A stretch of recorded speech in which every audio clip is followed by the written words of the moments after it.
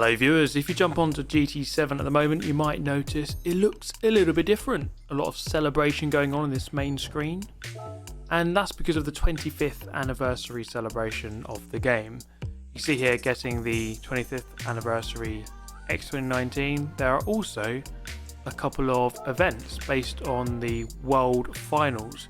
Now I'm going to be using the BMW M6 for this first one. A lot of you have been asking how I completed this one because this is actually quite a tricky race. As far as AI races go in Gran Turismo, this one is up there. The difficulty actually is quite high, and I suppose it's no surprise because you are coming up against the AI of the world's fastest players in the game. Now my strategy here was to start on the soft tyre, and you see after about 3 or 4 laps the clouds begin to set in, and that is quite typical of Spa, to be honest. But what I was going to do is not change tyres over to sort of intermediates or wets. You kind of just have to wait, even if there is this shower. Now I'm not sure if that shower is exactly the same for everyone, but in my race at least there was a shower on lap 3 and about lap 9. Now at the end of lap 4 my soft tyres were pretty much shot to pieces and I was running out of fuel, so I brought the car in. And this is the main part of the strategy really, because it seems as though, well, no one else pitted as well, so I was going around thinking, oh my goodness, I think I've got this completely wrong, because none of the AI were pitting, and here I was coming out of the pit lane in 13th and dead last.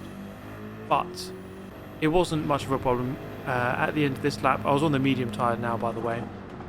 So soft and then medium, that was my strategy at least. You could probably go medium and then soft, but I think this strategy works quite well.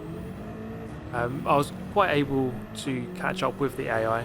Now one of the things is, in certain places they break a lot. You see here Thruway Rouge / Radeon and Nissan GTR making an absolute hash of it.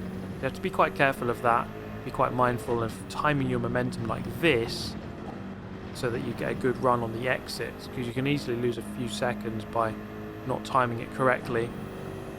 And then we go up into second place. You see on the radar there some rain coming in at the end of lap 8. Now to be honest, the rain didn't really affect the driving too much. There were a couple of wet spots, but not certainly not enough to have to go on to the intermediate or let alone the wet tyre. You see there a couple of the AI then pitting in at the end of lap 8, so it takes them quite a while to come in, and I would say it's quite confident that it is a one-stop strategy, but don't be worried when the AI don't pit in sort of when you do. And then really it's a case of survival to the end, as here at the end of lap 10 my medium tyres were quite shot, fairly low on fuel, but we managed to get the job done and finished that one in P1 for a nice 1.8 million reward, which is pretty good. Moving on to the second race, the Nations Cup one. This one was a little bit shorter, but certainly more tricky, given that this car is so twitchy. And case in point right here, as I vaporised myself into the sand realm, aka this big Exxon board.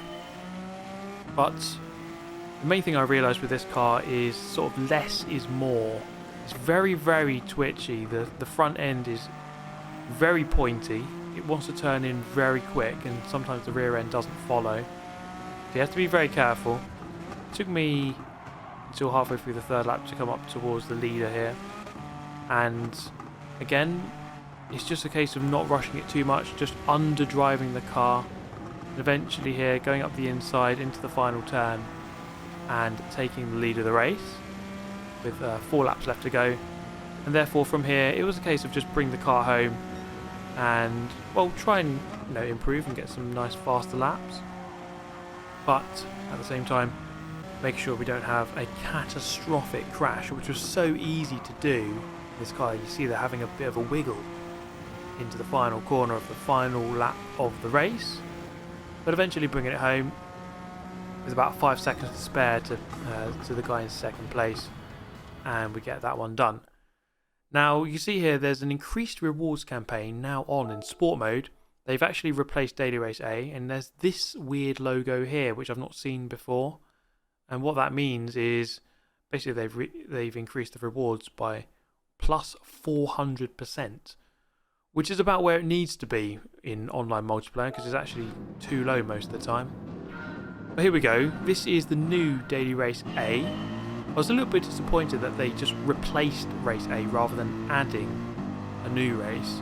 I think it would have been cool to see a 4th race rather than just the 3. But here we go. It's Deep Forest in Group 3 cars, 5 laps around the reverse version. And on this reverse version, the hairpin at the top of the hill here is, well, just take a look. It is more like a bowling alley than it is a racing circuit. There's lots of contact going on throughout. And I found myself down in P12 out of 12. So not the best start. But we can try to gain a couple of positions here. 5 laps in this race. Hurtling down the hill, through the tunnels, into a big braking zone here at the bottom of the hill. And the Nissan GTR is taking no prisoners here as it goes flying in at the braking zone. I'm going to gain a couple of positions here through the middle of 2 cars up into P9.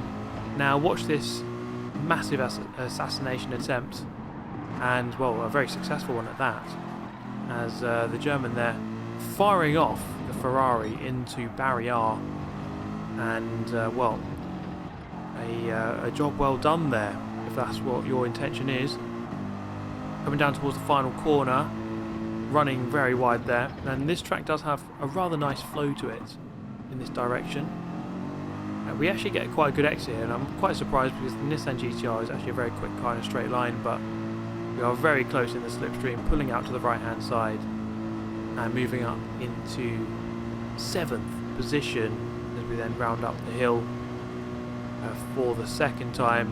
Trying to get this braking point right is the hard bit. Looking for the 100 board on the left, there it is. That should see into this corner. More carnage through the apex of the hairpin, and thank you very much. I will take P5. Catching up here with P4. This section here, really enjoyable. Couple of corners to round out the lap. Carrying the speed through as we dip down towards the final turn. Looking up the inside, and the space is afforded as we take 4th position. As the Supra there just swerving across, recovering from the grass, but we managed to get past just in time. This is the final lap then, lap 5 of 5, and into the hairpin. Again, another car having an incident, this time the 4GT all on its own, and doing a little pirouette, ending up the wrong way, and finishing just behind me in 4th, where I'm in 3rd place. Not too bad actually, given we were dead last on the first lap. Now this second race, I set a qualifying lap, and that lap put me in P5. So let's see what we can do from P5 here. Up into the hairpin. Is it going to be a war zone once again? Kind of, maybe further back. Can't really see back there. But we do actually gain a position around the outside of the 4GT. But without the slipstream of the cars in front, I am going to be vulnerable here into the corner at the end of the straight. And so I'm going to stick somewhat over to the right hand side here to usher the cars behind to the left. Therefore the outside 4GT into the Nissan GTR just up in front. I'm going to try and gain a position here. Are we going to be able to do it? Yes we can, against the 4GT. And by the way, I'm now in the Nissan GTR. In the first race, using the Mercedes AMG. A couple of cars running each other very wide in the rear view mirror there. But we're going to try to escape from that kind of activity by getting into the toe of the Nissan GTR in front as we try to reel in the leader, who's got a bit of a gap there in the Mitsubishi Lancer. Interesting choice for this circuit. Let's see how it goes. Onto the main straight then, into the slipstream. The car in front actually got a good exit out of the final turn, launching onto the straight quite well, and I'm not really close enough to go for a move. In fact, it looks like second place could potentially be on for a move here against the leader into the hairpin at the top of the hill. Is it quite on? No, it's not. We're going to have to try to get a good exit here. This corner has, well, it kind of makes your car oversteer. It's a very strange corner, that one. And to be honest, it's probably my weakest corner on this circuit. Just trying to judge that one correctly. and not quite able to do it. And not quite close enough really to go for a move, and I was quite surprised here that the leader didn't stick to the right hand side, just stay to the left on the racing line and just quite easily let the Nissan GTR through. And now it's my turn to try to get through as quickly as possible before the leader manages to streak clear, and by that point, you know, the gap could be too big, so I need to make sure I can get past this guy as quickly as possible.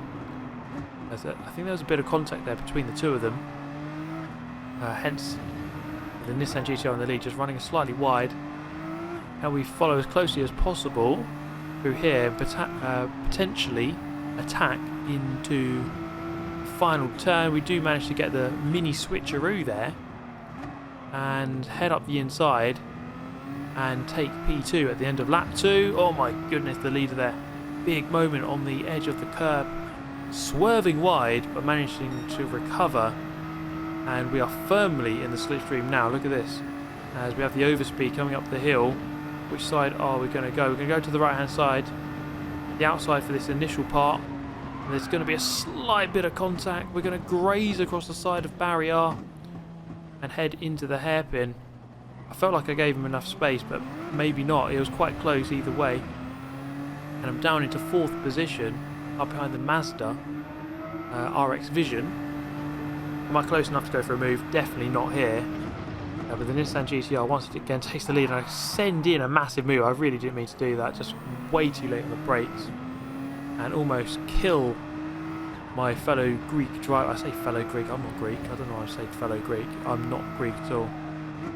My fellow human being who happens to be Greek is what I was perhaps trying to say. I don't know. But anyway, I'm miring down here in 4th. Whereas perhaps I could have been in the lead if for just a couple of millimetres earlier in this lap. As we head down the hill into the final turn, lap 3, halfway through this race, or more than now. But it's looking ever more difficult, as it is quite hard to really overtake around this track.